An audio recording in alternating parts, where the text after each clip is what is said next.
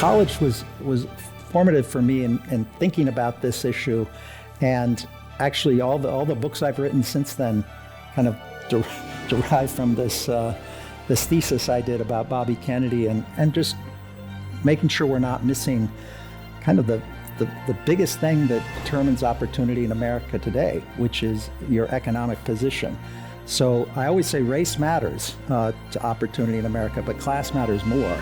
And so Kennedy was onto something in 1968, and it's what he said, which is we've got to focus on these class issues, is far more true today than it was even in 68.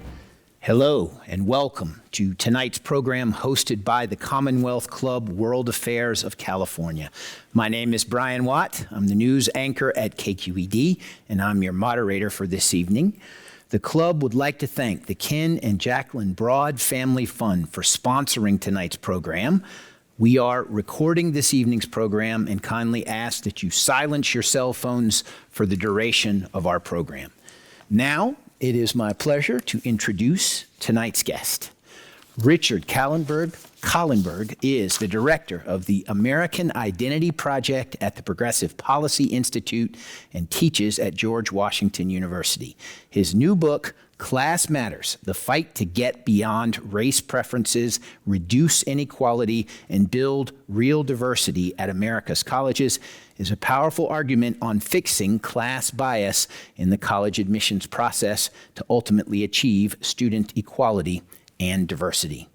Richard, welcome back to the Commonwealth Club. This is the first time I'm getting to meet you here, but welcome back, and congratulations on your new book. Great. Well, thank you so much. Great to be with you. And let me say thanks to Ken as well for sponsoring this. Sure, and yes, thanks indeed. In your prologue to this book, which I have right here, you write about the issue you're taking on here as the dirty little secret of higher education in the United States. So to get started, what is the dirty little secret, and why is it dirty? Yeah. So our view of higher education, especially elite higher education, is that it's very, very progressive. And that's why Donald Trump is going after some of these elite colleges right now, is because they're seen as liberal bastions.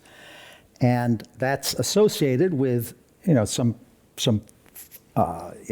positive views on making sure that the institution is racially inclusive, something I think is a good thing. But the dirty little secret is that these institutions are racially integrated and economically segregated. So at Harvard and the University of North Carolina, which were subject to litigation against them over racial preferences, each pride themselves on having a substantial non-white population, and that's a positive thing. But they also have about 15 times as many rich students as low-income students. So that is the dirty little secret. These institutions that proclaim their virtue and talk about inclusiveness, talk about the centrality of diversity to the experience, are not at all diverse in terms of economic status. And that also translates into a lack of ideological diversity. I mean, given the trends in America where higher levels of education are today associated with increasing liberalism, when you cut out working class people from your institution and have them in very small numbers, you end up getting very few conservatives as well. So that's the dirty secret, class segregation. And why is this? I mean, these universities cling to this system, the racial preferences. Why is this better in their mind for colleges and universities? But, to the point of your book, not necessarily better for society. Right. Well, this is a good business model for them. So what elite institutions do is bring together, upper middle class and wealthy students of all colors. It's kind of a multiracial aristocracy, which is better than all white aristocracy, but it's still aristocracy. And the good thing about that for these universities is they don't have to spend, they minimize their exposure on providing financial aid to working class students, low income students. They will, take great pride, and in the alumni bulletins, they'll talk about the few low income students who are there. But in fact, it works much better for them financially if they bring in full pay students who are not going to require financial aid. The other piece of it is the whole issue of preferences for privileged groups. That's part of their business model as well. So they provide massive preferences for children of alumni. Among the alumni, a bigger bump in admissions chances if you're a donor, and also faculty members, children get a preference. So all these things work against economic integration of these institutions.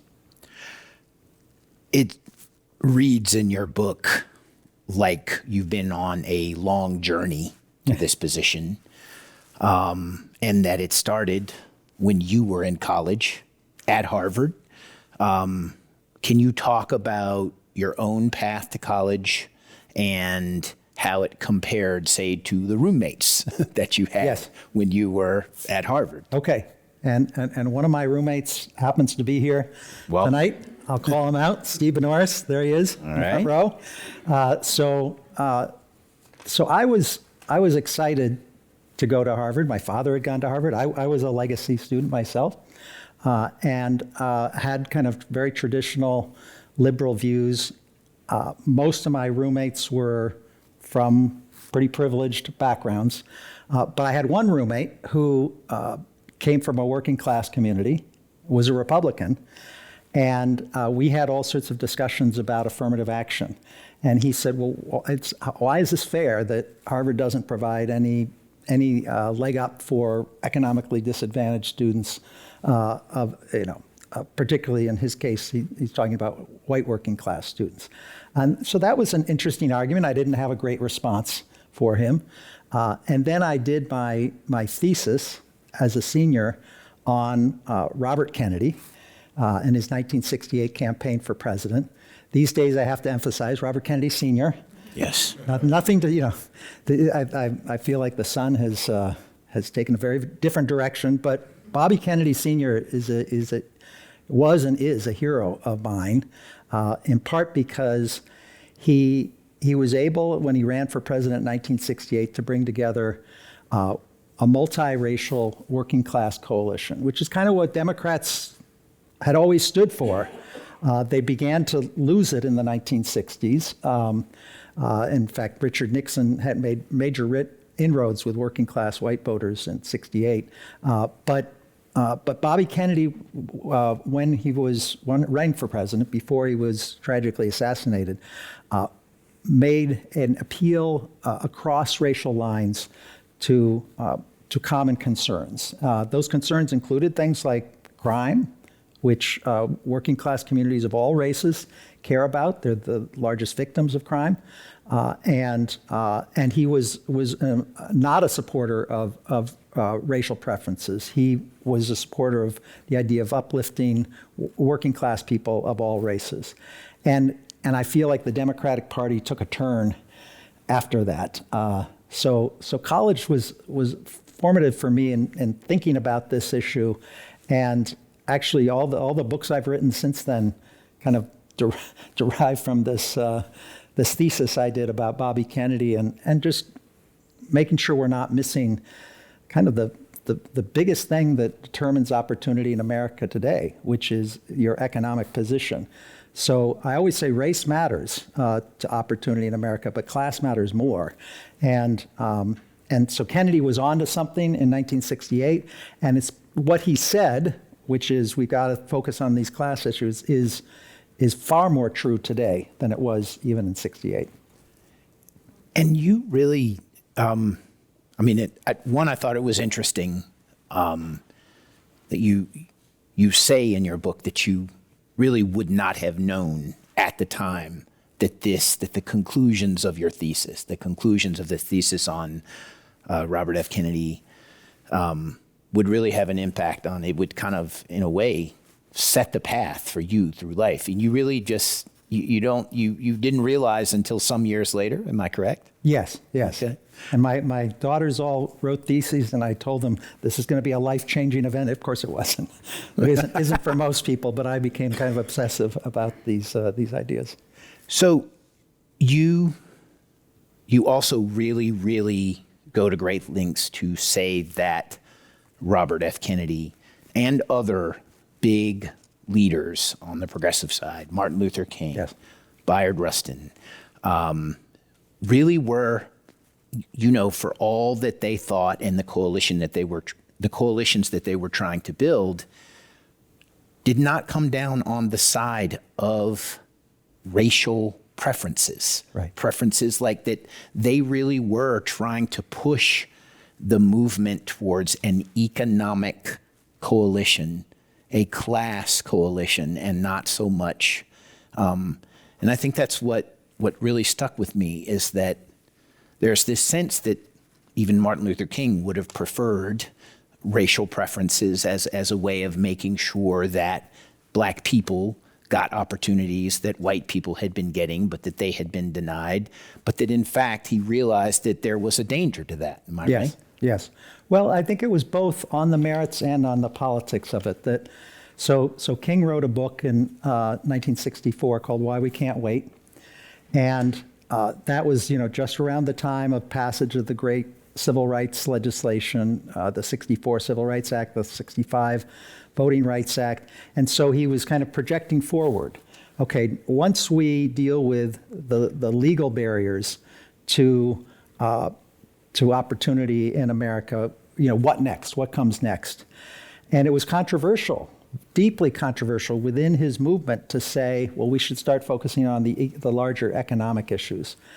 And so King argues in that book, we have to do something. We have to have some kind of affirmative action, because you can't just mistreat a group of people and for centuries, through slavery and segregation and redlining and all the terrible things that America did to black people, and just pass a civil rights law and call it a day. That wasn't enough. He wanted an affirmative program, and he was wrestling with what to do, because at the time there were civil rights leaders. Whitney Young at the Urban League said we should have a decade of discrimination in favor of black people. That's the way he phrased it.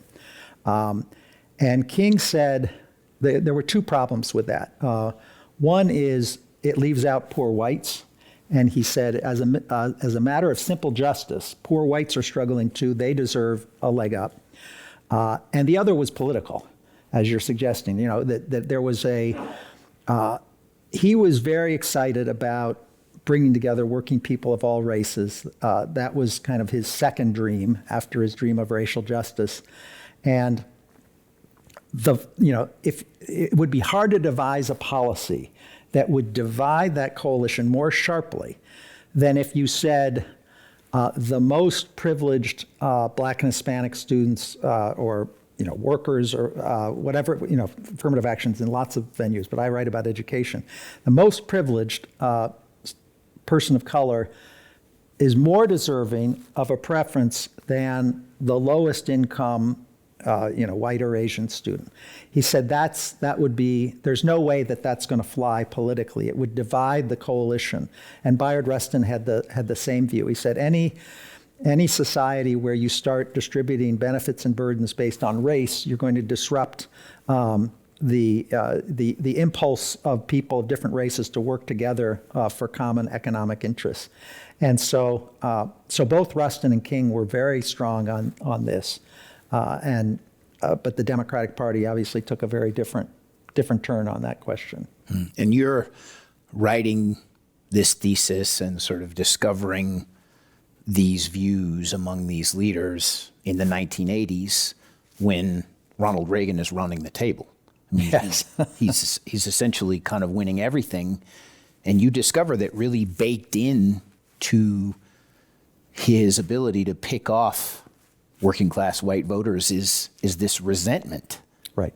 about affirmative action policies. Yeah, that was a big piece of it, at least, and so that was kind of I was dealing with this conundrum.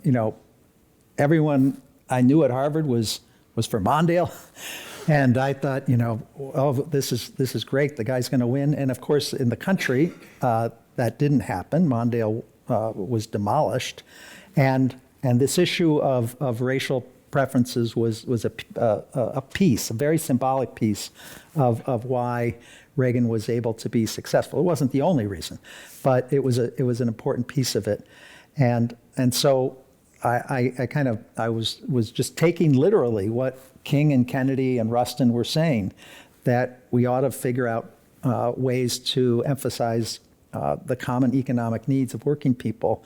And it just made so much sense. And so I ended up writing a book on the topic years ago. This is kind of an update on things. Okay. And this issue kind of split, you mentioned this, kind of split civil rights leaders. Some people believed one thing, others believed, but it also split liberals and progressives, like in the courts. Yes. Right?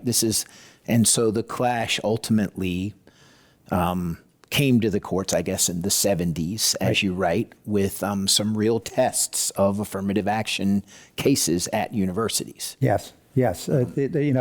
Because the policies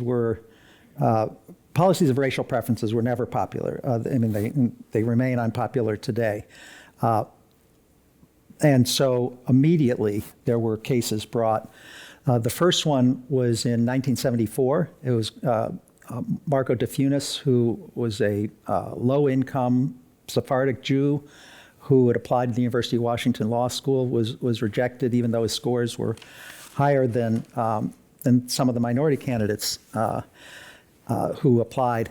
And one of my liberal heroes on the Supreme Court was Justice William O. Douglas. I'd read biographies about him when I was in high school. I just was a big admirer of his. And he said, he picked up on King and Kennedy, and he said, this system is unfair. We shouldn't be based it on race. We should instead have universities provide a leg up to economically disadvantaged students of all races, a disproportionate share of whom will be Black and Hispanic. It's precisely because of our history of discrimination that Black and Hispanic people are disproportionately low income, and they would benefit from an economic-based approach. Well, that case ended up not being decided because de Funes graduated before the Supreme Court could rule in the case, and so they declared it moot and kicked the can down the road. And so the next case was 1978, the Bakke case, where Alan Bakke, the son of a milkman, white son of a milkman, applied to UC Davis Medical School. There was a quota in place. 16 out of 100 slots were set aside for minority students, and Bakke challenged that. And the court was split. It was 4-4. Thurgood Marshall was making a powerful moral case for affirmative action based on race as a form of reparations, in essence, for the history of the country. 4 conservatives were opposed and said the Civil Rights Act says you can't discriminate based on race. That applies to Alan Bakke, too. And in the middle was Justice Powell, who saved racial preferences by saying, well, you can't have a quota, but you can use race as a factor. But he did it in the most conservative way. He was a corporate lawyer who was kind of the opposite of William O. Douglas in a lot of ways. And he said, it's in the interests of the university to have a diverse student body. And so that's why racial preferences are justified.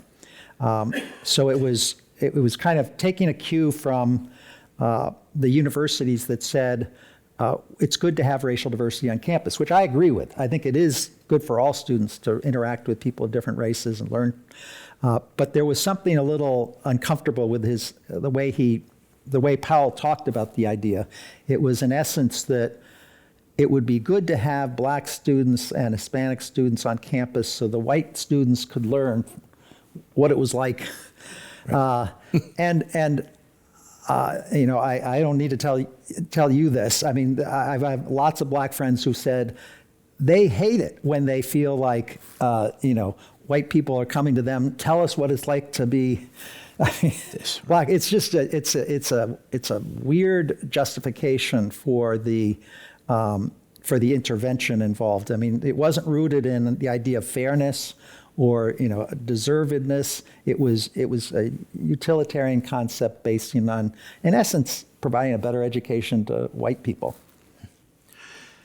In the 1990s, you were working for Senator Chuck Robb, and at the moment when Clarence Thomas was nominated to the Supreme Court, you got to meet, you were involved in the conversations between Senator Robb and Clarence Thomas. And I think a lot of us, just given kind of where Clarence Thomas is in our lives now, but I was working on Capitol Hill that year too. Oh, okay. For a senator, not in the same capacity that you were working for yours, but that was an incredible moment in our history.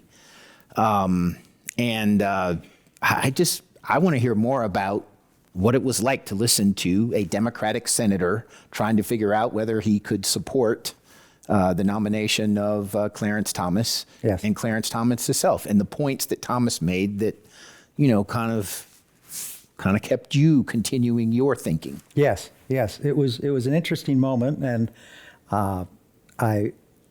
to be clear, I'm not a Clarence Thomas fan on most issues, but in the conversation he made a provocative point, which is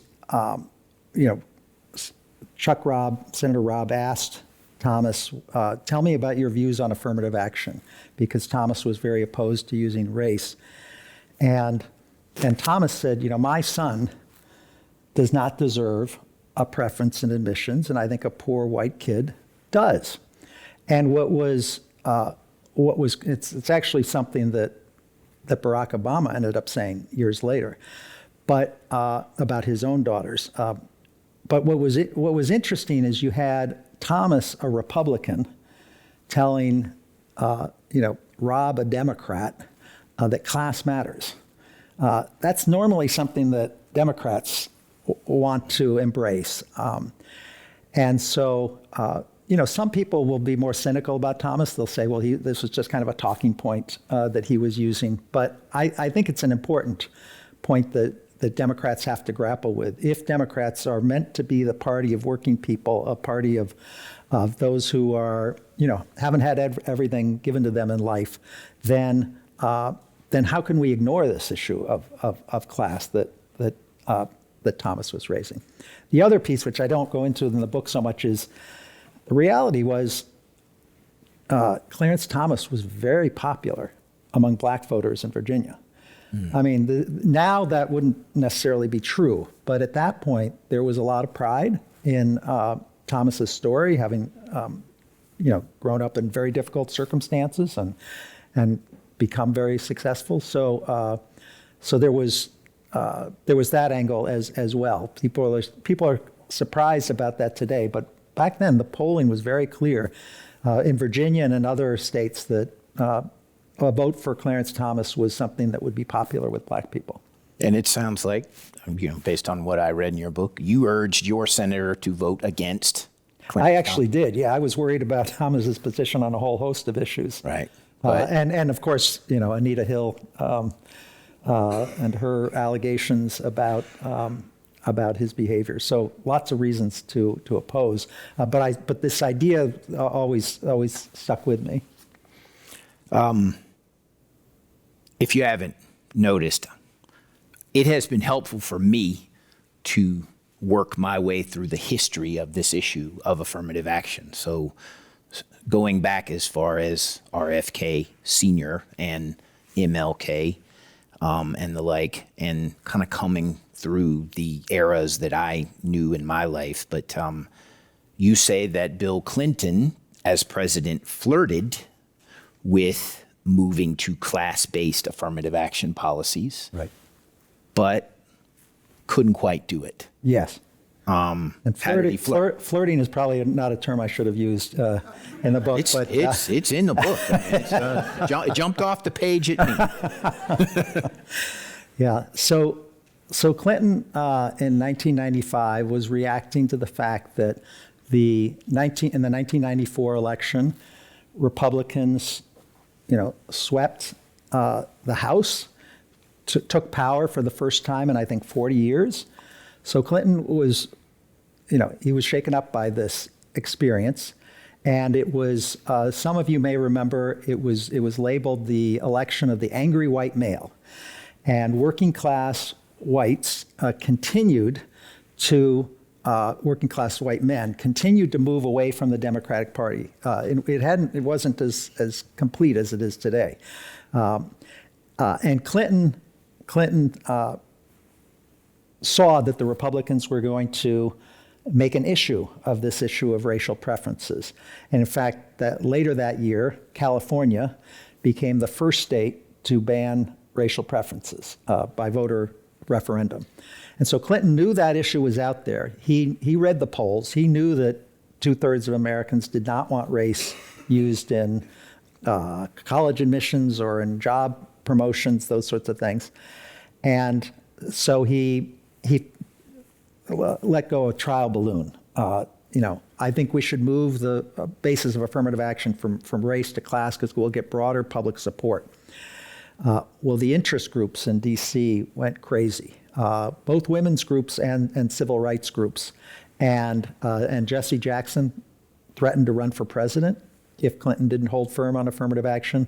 And it was, to me, the first illustration up close of the fact that even if Democratic leaders knew what the best position politically would be, kind of pulling on King and Rustin and others before him, that they were imprisoned. They couldn't go against the interest groups in Washington D.C.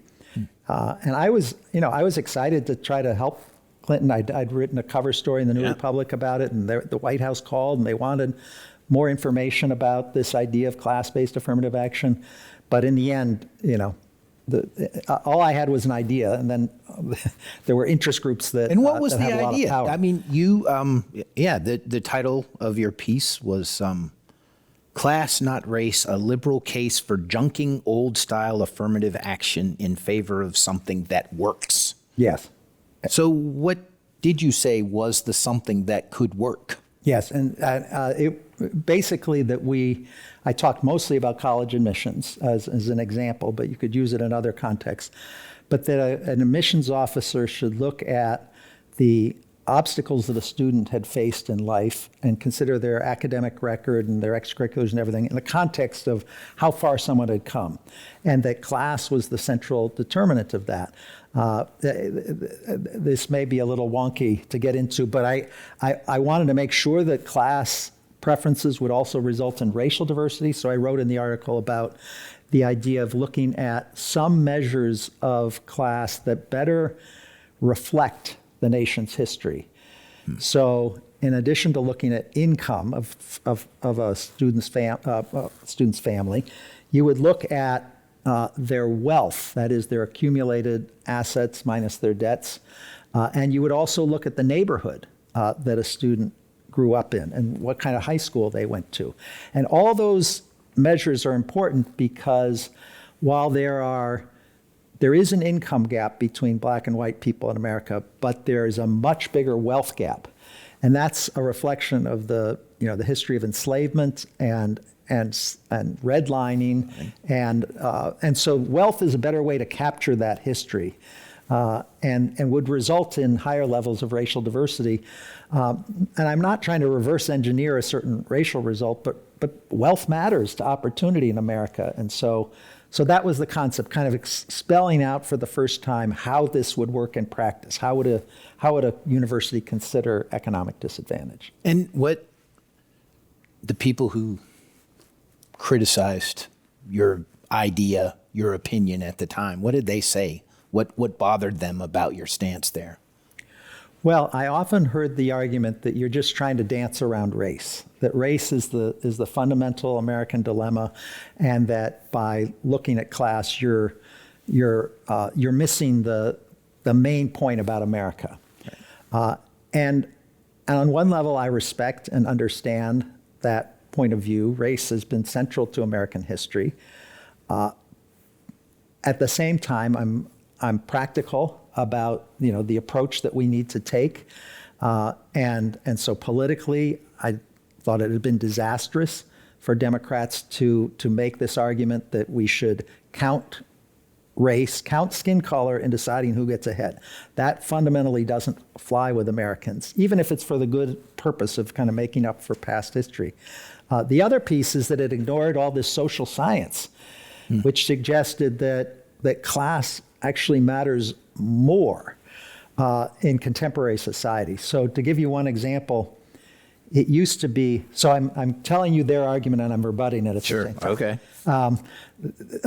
It used to be that the test score gap between black and white students 50, 60 years ago was twice as big as the gap between rich and poor. Over time, that flipped. And today, the test score achievement gap between rich and poor is twice as big as between black and white people. And I think most people intuitively understand this. So when, and we may get to this, but when Barack Obama said his own kids don't deserve a leg up in admissions, he was acknowledging, yes, race matters, but economic status matters more, that he'd given his kids a lot of privileges in life, and that's economic privileges, and that should count too. So in the end, Clinton did not make a bold move away from race-based affirmative action. He ultimately decided to mend, not end, racial preferences. And you didn't really find his proposals to mend very significant. They didn't move. No, he didn't mend them at all. I mean, it was a good speech. It was a good phrase because people did want affirmative action mended. And for the interest groups, the not ending it was positive. But in the end, he didn't, it was an artificial program. He wasn't able to name one single program that he would eliminate. So it was cosmetic and political. You did mention California, and this is about the time, it's 1996. We had Prop 209. The state shall not discriminate against or grant preferential treatment to any individual or group on the basis of race, sex, color, ethnicity, or national origin in the operation of public employment, public education, or public contracting. And this is where we learn who Ward Connerly is. And how do you believe that this is working out in the UC? You get at this in your book, like some of the things that UC and Cal State wound up doing. Yes. So if I'd been a California voter, I actually would have voted against that initiative. And the reason is because it only got rid of racial preferences and it didn't put any affirmative class-based program. And I didn't know what would happen. Well, it turned out that, to their credit, the UC Berkeley, UCLA, other institutions in the state didn't just give up on racial diversity. They said, we've got to find new ways, more expensive ways to provide, to make sure that our institutions don't resegregate by race. And it took some time. Initially, right after the initiative was passed, Black and Latino percentages did decline significantly. And that's kind of what stays in people's minds. What was lost was that over time, these institutions were able to build back and get racial diversity through new means. And so they started increasing the access to these top colleges for people who transfer from community colleges, which is a much more racially diverse group of students, economically diverse group of students. They started giving a break to economically disadvantaged students of all races. And so that was an important step. They increased their financial aid for students. They took a number of very positive steps. And those steps cost money. those steps cost money, and they complained about it. That if we fast forward, and I know you're being methodical here, so I'm sorry to go out of order. No, keep on going. But when the Supreme Court came up, was deciding the question, Michigan and California, both of which had banned affirmative action, claimed in their amicus briefs this was a disaster. It resulted in big declines in racial diversity.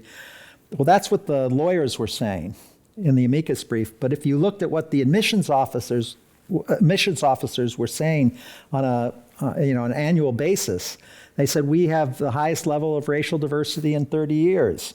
At UC Berkeley and at UCLA. And so higher than before affirmative action was banned. So the universities, I learned through this process, can be deeply disingenuous and do what's good for their bottom line. But it's a much more positive story than some would make out. I guess in reading that passage, the question I had was, is it this initial plunge in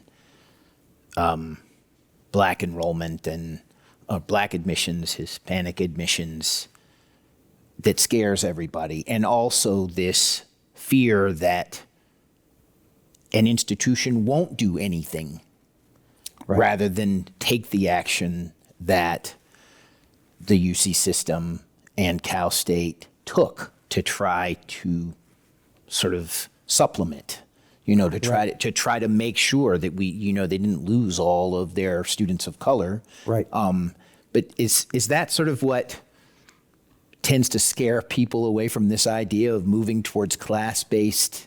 That's the first thing you're going to see is a drop. Yeah. And then you have to hope yes. that the institutions are going to do something about it. Yes. And that was certainly true in California. There were subsequently 7 or 8 states that banned affirmative action, and they moved more quickly to get reforms in place. And again, kind of jumping ahead a little bit, in 2023, the Supreme Court struck down racial preferences. All the colleges had said, this will be a catastrophe. Our racial numbers are going to plummet. And at a couple of universities, they did. At MIT, they declined. At Amherst, they declined. But at university after university, they maintained racial diversity. So Duke, Harvard, University of North Carolina, Yale, Princeton, most of them had as much black and Hispanic representation after the Supreme Court decision as before. Now some conservatives say these universities are cheating, and we don't know for sure what they're doing because it's all opaque and behind closed doors. But they did move toward increasing their economic diversity. So Harvard tripled its share of first-generation college students. Yale reported the highest level of socioeconomic diversity in history as kind of a new way to create racial diversity. So it was a very positive story at many universities.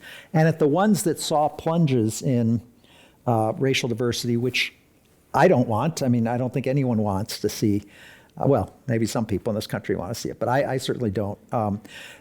Those universities can learn from the successful universities about what to do right to prevent that from happening in the future. So I guess my long answer is it's not inevitable that you're going to have to wait, dozens of years for racial diversity to recover. Let me break from my methodical move through this. Just because I've gotten a few really great questions from the audience, but this one is going to be a bit of a break from the timeline we're following. But I like this. What role has the internationalization of elite colleges played in claims to racial diversity? It seems like one part of the new economic model is letting in rich foreign students who raise diversity numbers and bring in funds at the expense of poor Americans, white and of color. Yeah. No, as I said, I've become a little jaded about the way universities operate, and I think that is part of what's going on. That you have international students who, in some of the statistics, they're not counted, but sometimes the university will count those international students as part of their diversity measures, and they're almost all full pay students, often subsidized by foreign governments, or they're from wealthy families. The other thing is, and I know this has been an issue in California, a lot of universities recruit out-of-state students who who are charged a higher level of tuition, will bring in more money, and they try to feed their coffers that way. There's so many figures, it sounds like through your writings, your research, the presentations you made, you became popular on panels talking about affirmative action, and you wound up with Lani Guinier on a panel. Lani Guinier, who was, I think, nominated to be Attorney General, right, by Bill Clinton. Assistant Attorney General. But right. It was never going to fly because everyone thought she was a quota queen. But as it turned out, as you got to know her, you and Lani Guinier were actually trying to make this move towards class-based, economic situation-based affirmative action, yes, and to sort of, quote unquote, redefine merit and understand it better. But then, you would find yourself on a panel with an opponent, someone who took sort of an opposite view, Derek Bell. And it goes back to something you were saying earlier about how you can't dance around race, and race has always been there, and that merit is in fact a smokescreen for power, as you write. Racism in America. Well, that's what Derek. Bell right, said. Right. Derek Bell said that. Now, what I find really interesting about that is that so you write, racism in America was an integral, permanent, and indestructible component of this society. So any system of merit would be tainted by racism.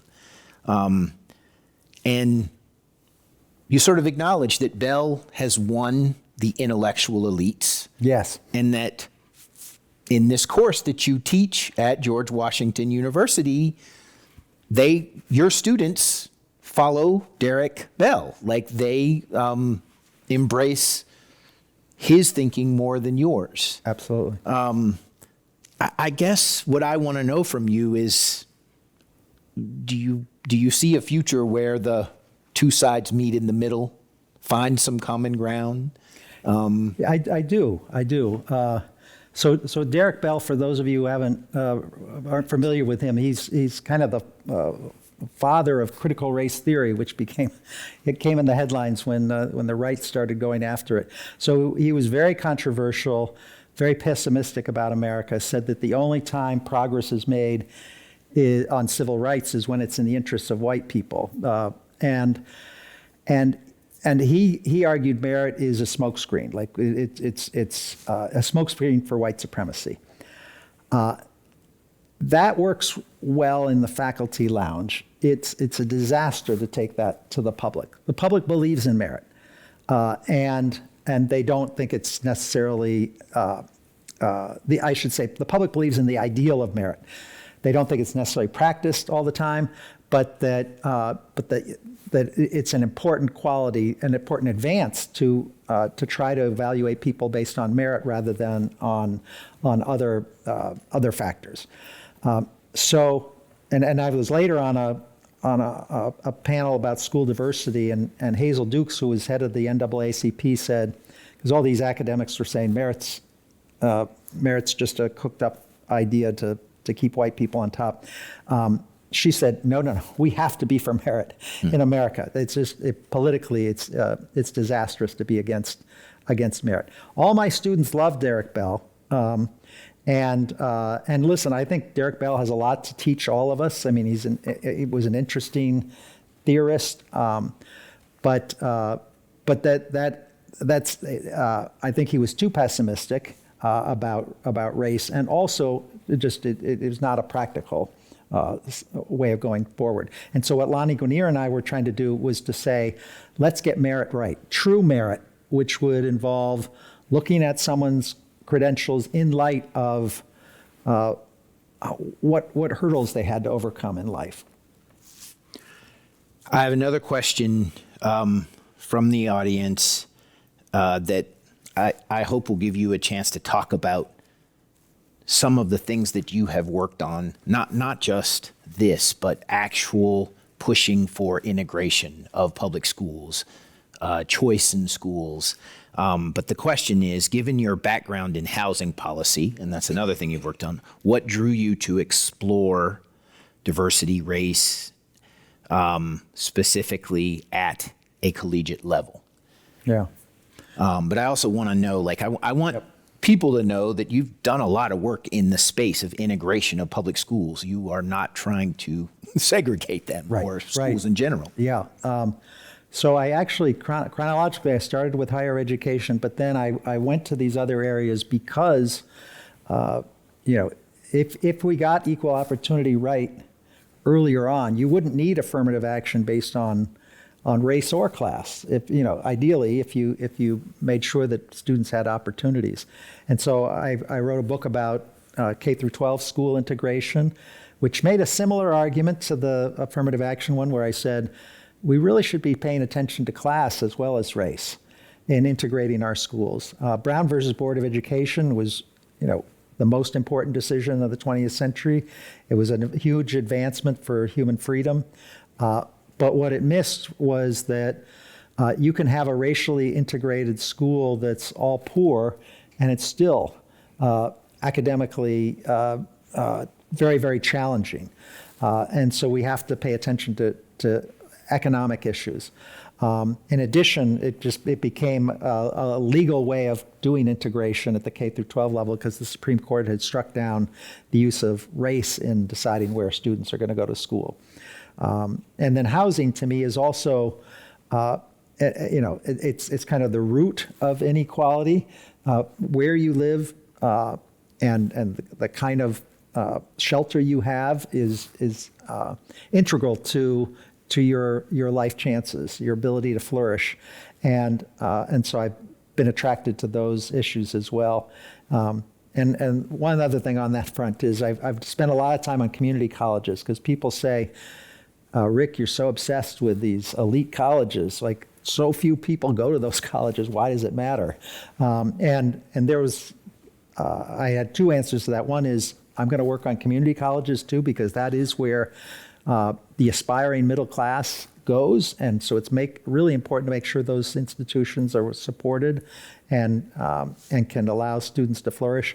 But at the same time, the unfortunate fact is our leadership class disproportionately comes from elite colleges. And so there was one study that found 50% of government leaders and a little bit more than 50% of corporate leaders come from just 12 institutions of higher education. Wow. So we have to make sure those institutions are open to people of all backgrounds. And I think it would be better if our leadership class included more people who'd been on the other side of the tracks, knew what struggle was like, and had a better sense of how public policies could, kind of from a firsthand basis, how public policies can address some of those challenges. Another question from the audience. While you were doing research for this book, what did you find that most surprised you? Well, I was really surprised. It wasn't necessarily as part of the research for the book per se, but as in one of the major experiences that led to this book was testifying in the trials against Harvard and the University of North Carolina. So I'm a political liberal. I was working with a conservative group called Students for Fair Admission to try to challenge Harvard and UNC's use of race.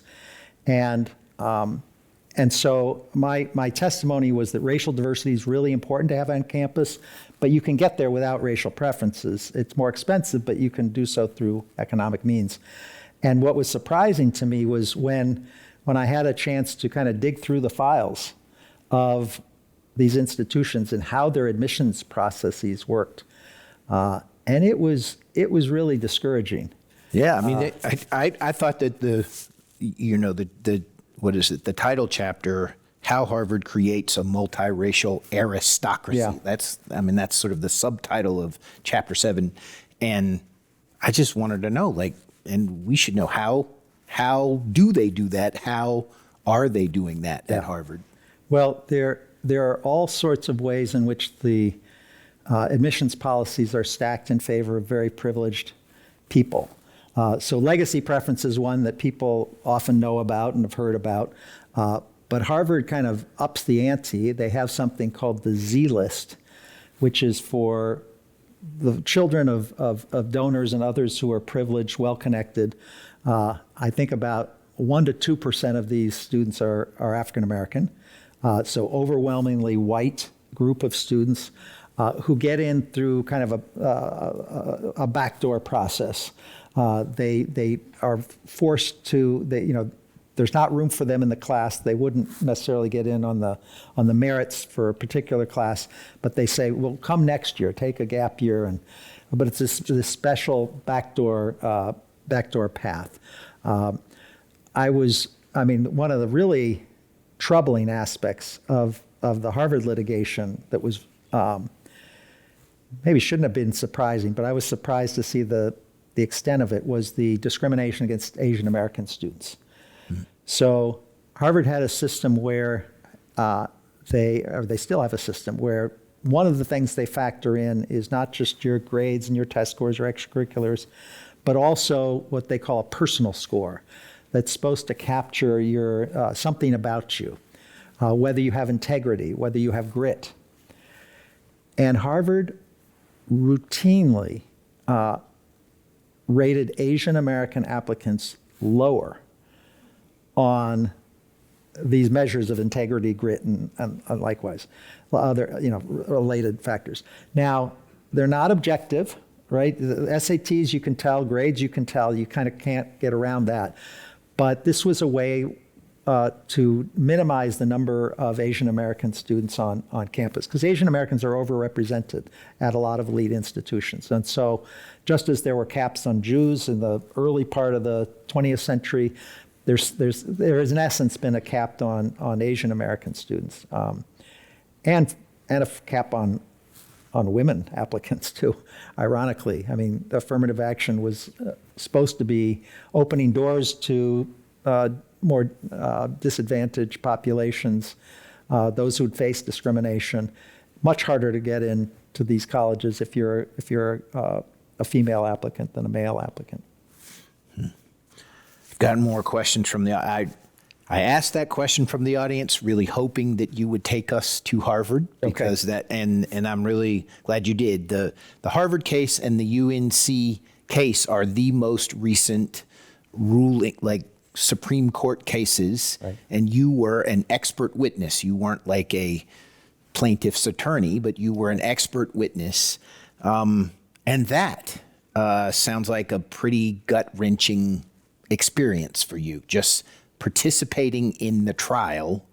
What was that like? I mean, there was this sense that, and I know this wasn't the case, but it almost felt like you knew it would be seen as almost turning on the allies you had made. Oh, yeah. I lost a lot of friends through this process. So I'd worked with a lot of civil rights leaders. I worked with John Lewis on labor issues. I worked with John King, who was President Obama's education secretary, on pushing school integration. I worked with Emanuel Cleaver, who was a member of Congress, on housing issues. So these are all good liberals, black leaders who care about equality, and as do I. So many of my liberal friends said, "What on earth are you doing testifying against affirmative action with a group of attorneys who were very, very conservative?" So some of the attorneys represented Donald Trump in some of his tactics. Trump, with whom I have, I find him a deeply problematic character. I feel like he's taken the country in a very, very bad direction. So this was an unusual alliance. And the reason I got involved is because I felt confident after experiences like the one in California that universities would find new ways to get racial diversity. They wouldn't simply just let the numbers of Black and Hispanic students drop if racial preferences were outlawed, which they ended up being. So it was hard to it's hard to disappoint your friends, and then it's just hard to be involved in a trial. I'm used to kind of academic seminars where people get heated in their discussions, but you kind of say, well, you make a good point here, but I'll disagree with you on this.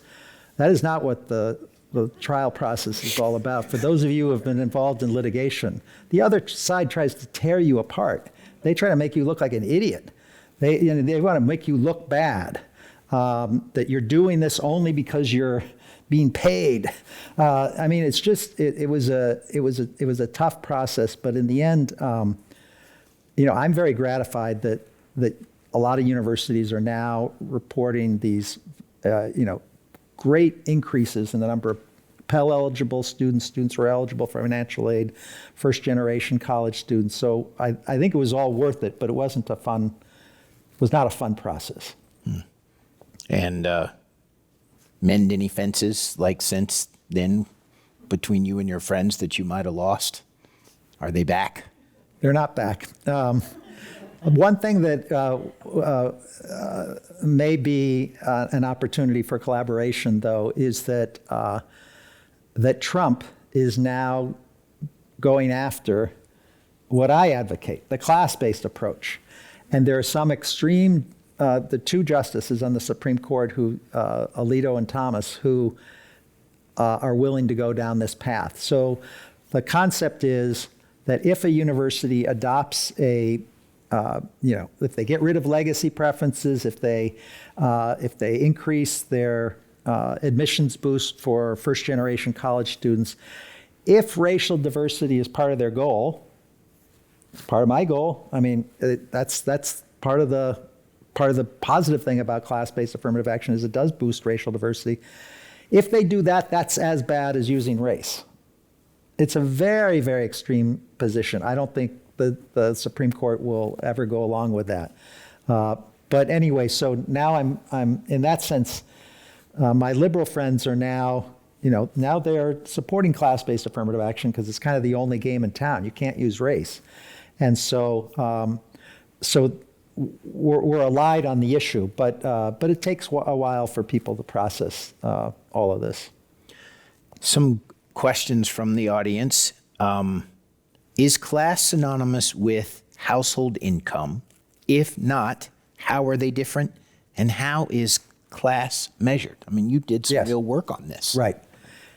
Yes, and I'll just return to something I said before. It's really important that economic disadvantage or class not be defined solely as income.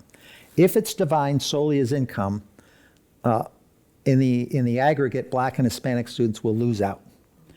Because there are ways that on average, not in every case, but on average, Black and Hispanic students of the same income as white people face extra economic disadvantages, which are a reflection of racial discrimination. So I'll give you a couple of examples. One is, as I mentioned before, neighborhood. Neighborhood matters to your life prospects. One of the astounding facts in America is that poor whites are more likely to live in middle-class neighborhoods than upper income Black people. And that has to do with racial segregation in the housing market.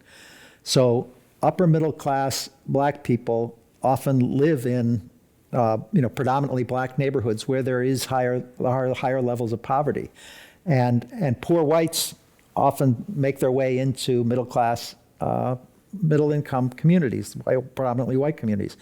And so if you just looked at a family income and you didn't look at the effect on neighborhood, that would tend to hurt black students. And so, and neighborhood matters to life chances. So it's important on the merits to measure it, to include neighborhood, and also because it'll help produce racial diversity.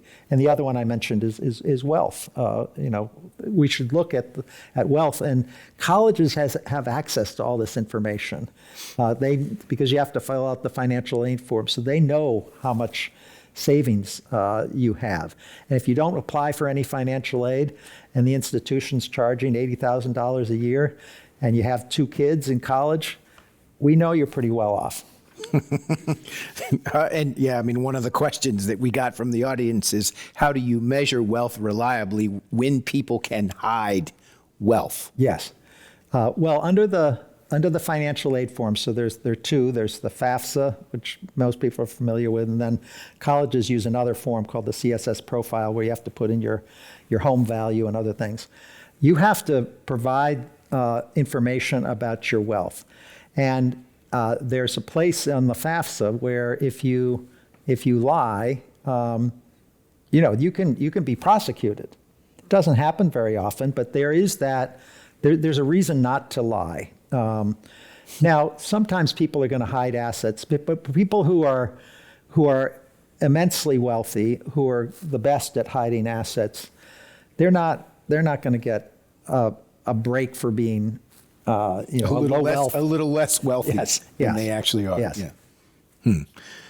I think this has to be the last question because of the time constraints, but I'll go through this. I teach at Cal State University and have noticed that first-generation students are not as well prepared, so popular definitions of merit would say they should not get in. But you redefine merit beyond standardized metrics, right? Do most Americans support your definition of merit? Yes. So that's one of the clear findings in the survey research, is that Americans oppose using race by 2-to-1 margins, sometimes even higher margins. They don't think that's fair. By 2-to-1, Americans support the idea of giving a break to economically disadvantaged students. Now, there's a related question, I think, embedded in there, which is, if working class students, low income students had a lousy high school education, do you worry about admitting them to a selective institution because, it doesn't do anyone any good to set someone up for failure? And that's where the research and the litigation really showed that you could avoid that problem. So at Harvard, for example, we crunched the numbers. A Duke economist and I crunched the numbers, and we looked at what would happen if you shifted from, stopped giving racial preferences, instead gave a preference based on socioeconomic disadvantage, and what would be the test scores and the grades of the students admitted. And the grades would have been just as good. The test scores would have declined. They would have gone from the 99th percentile on the SAT to the 98th. And Harvard complained, this is going to be a disaster. Well, this is a group of students who have, many of whom have overcome odds. And the class as a whole is still at the 98th percentile. To me, that's more impressive than a group of students who have been given everything in life and scored 1 percentile higher on the SAT.